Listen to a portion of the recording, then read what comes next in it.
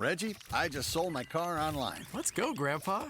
Wait, you did? Yep, on Carvana. Just put in the license plate, answered a few questions, got an offer in minutes. Easier than setting up that new digital picture frame. You don't say. Yeah, they're even picking it up tomorrow. Talk about fast. Wow, way to go. So, about that picture frame. Forget about it. Until Carvana makes one, I'm not interested. Car selling made easy. On Carvana. pickup fees may apply. Every team, every topic, everywhere. This is Believe. What's up, Reed? How are you, Quinn? As you look at the games that you played and the way that this team has been playing, what's been the message just to kind of stay focused on how you've been playing and carry it forward? I think just that, and focused on the right things. Means focused on, defending the ball, being in situations where we're aggressive and prepared to help keep the ball out of the paint, and then finishing possessions. I think that anchor defensively, and to the extent that can help fuel some of our offense, we want to keep running. That those running habits are something that I think will continue to evolve. We're not there, but I think a willingness and an emphasis on continuing to pass the ball and generate offense down and take care of it. I know you mentioned earlier this week about the offensive rebounding. Not only as a team, but are there specific players that you might have crash more out of how do you kind of account for that? It's an interesting philosophical question.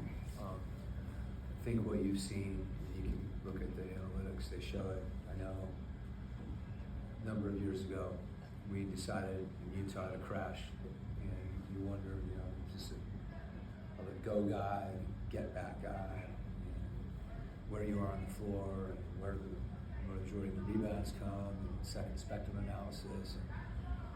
I think every team is different. In that situation, it didn't matter if we had one guy back or if four guys were back. If Rudy Gobert wasn't back, it wasn't happening.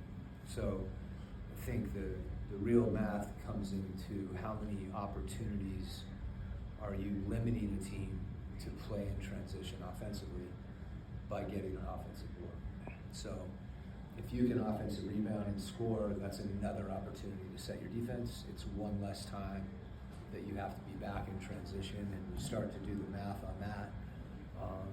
And again, every team's different. There are teams that have more success in transition defense, maybe more size, more defenders across the board.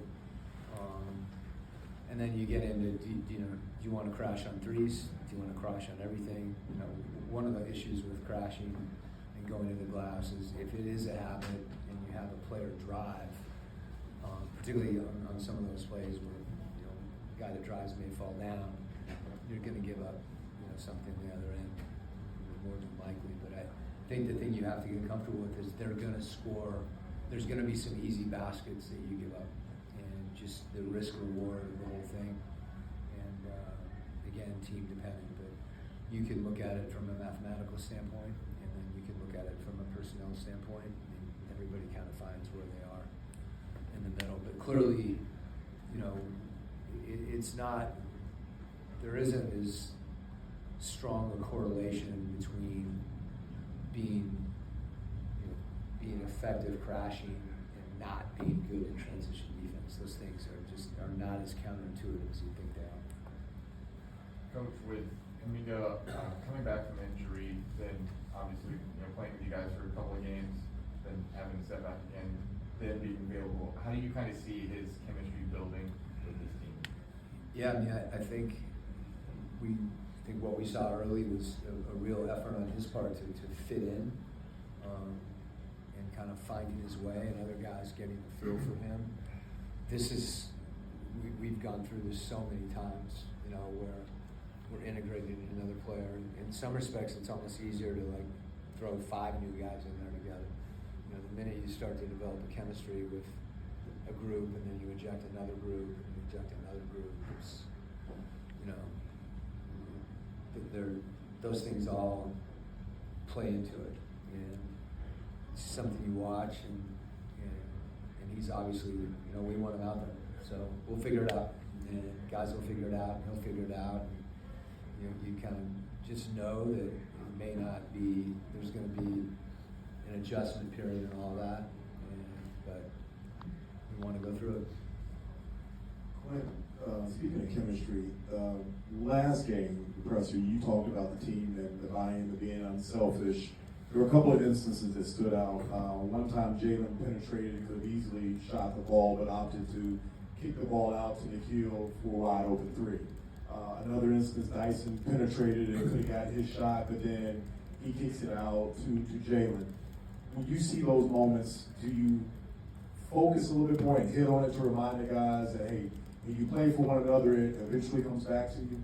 I think it's one of those kind of basketball truths, because it really does happen, you know. When you're willing, the term I like that I want to see from our team is not just to be unselfish, but for us to be obviously unselfish. If you can remember those plays and actually, you know, describe them, that's what we want. And even at the expense sometimes of, you know, somebody kicks it out, they miss a three, and you're sitting there going, why didn't he dunk that? You know, you're going to get some of that, but I think it's representative of guys trying to make each other better. And you see it in those situations, but it also applies, you know, when you're on the weak side and someone drives, you're there for them because that's an unselfish play. And, you know, giving yourself up in a screening situation, it manifests itself so many ways. The most visible ones are what you just described that relate to shots and passing, but I think it really permeates the whole game. Kind of going off of that, you've talked about this, just simplifying things and simplifying the offense and having to add 7 new players, and talking with some of the guys, they've mentioned that, saying running less sets, but running more actions off of those sets. Is that something, I'm curious, like, that you would normally do throughout a season, or as a season gets towards 20 games left in the regular season, do you usually simplify things, or can you explain that a little bit of why that's so challenging? Sometimes you go wide, yeah, to you know, to get more narrow and more efficient. The thing that can't be lost in the whole thing is it may be simplifying on a relative basis, but when you have 10 things and then no one knows any of them, you probably get to pick 3 of them and teach them. So that said, what I'm really referring to is looking at, like Jock, for example, is better than anybody we've had at sealing, you know, after a switch. You know, he rolls, it may not be a rim roll for a dunk, but he steals. So we haven't been great at finding him in those situations. And when we have seen him, we haven't always been able to deliver the ball. So that's a play or a concept within a play that we have to work on. And so that's new, but the play itself may not be new. So it can fit together a lot of different ways, but the key thing for me on that is to try to put our guys in positions where they can be successful, and then positions where they can be instinctive.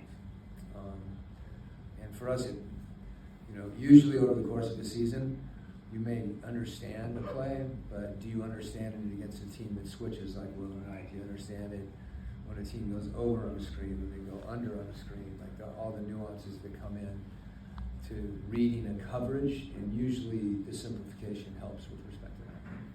Well, would you put Jonathan in that same type of category in terms of the screening, the physicality that he brings? We've seen a little bit of it, but when he sets a screen and seals that guy, it's different. Yeah, well, his strength allows him to roll effectively, kind of bust through. What we've seen in this league is just it's become such a physical league, and it varies a little bit game to game, but there's such a premium on like physical strength. It's just there. I mean, you look at and foul. You know, like the best defensive teams foul the most. So, you know, I'm not saying anything that you guys can't look up, and usually that means that you're physical, you know, and being physical, you know, going to foul at times. So JK is a physical player, and the physicality, as you mentioned, Bob, that's a physical play when you can literally seal your guy and keep him on your back. And breaking through a switching situation, driving to the basket and taking contact, that's why he's getting to the foul line.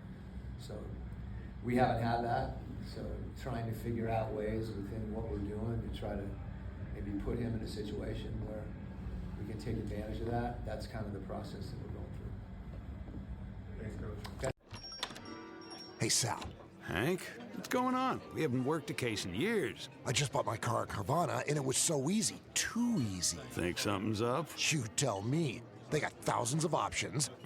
Found a great car at a great price. And it got delivered the next day. It sounds like Carvana just makes it easy to buy your car, Hank. Yeah, you're right. Case closed. Buy your car today on Carvana. Delivery fees may apply. If you like the show, please take a moment to rate, review, and subscribe. It really does help the show to grow. Thank you for listening.